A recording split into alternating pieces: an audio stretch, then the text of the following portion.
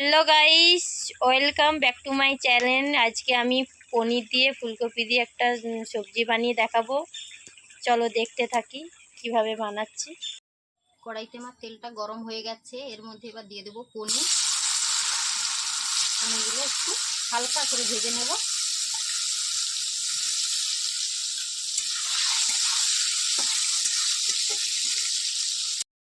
পনিরটা এবার আমার ভাজা হয়ে গেছে, পনিরটাকে এবার নামিয়ে নেব।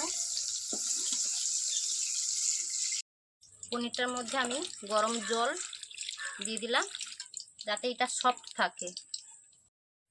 পনিরের মধ্যে আমি গরম জলটা দিয়ে দিলাম।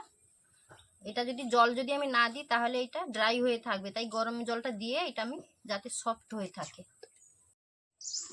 কড়াইয়ের মধ্যে ফুলকপিগুলো লাল লাল করে এবার ভেজে নেব,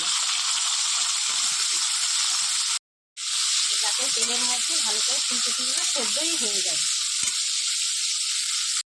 ফুলকপিগুলো অল্প আঁচের মধ্যে নেড়ে নেব, হালকা আঁচে ভাজতে ভাজতে সিদ্ধ হয়ে যাবে।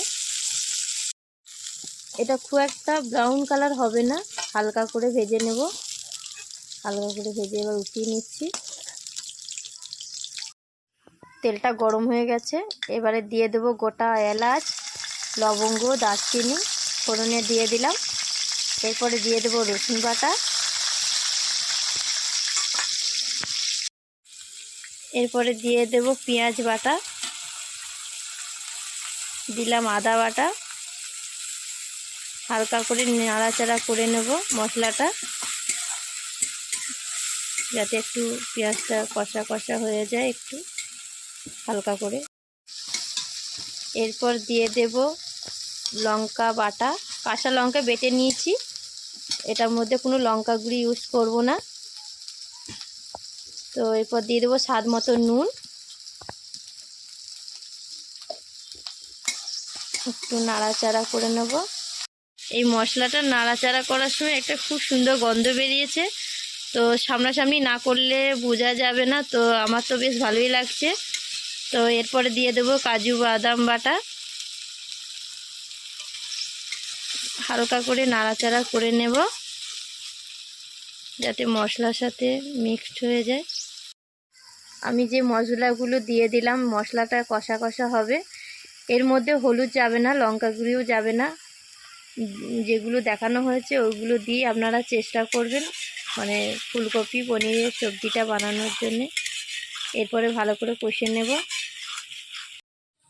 এবার একটু ফুটে গেছে, এবার দিয়ে দেব ফুলকপি ভাজাটা।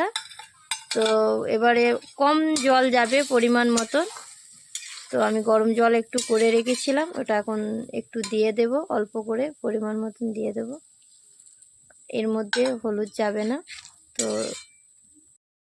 ফুলকপিটা দেওয়ার পরে পরিমাণ মতন একটু চিনি দিয়ে দেব স্বাদ মতন। এরপরে পনিরটা দিয়ে দেব, এরপরে কাস্তুরি মেথিটা দিয়ে দেব। তো আমাদের যদি এই ভিডিওটা ভালো লেগে থাকে আপনারা লাইক, কমেন্ট, শেয়ার, সাবস্ক্রাইব করতে ভুলবেন না। আর আমাদের পাশে থাকুন, আর পাশে বেল আইকনটা দিতে ভুলবেন না।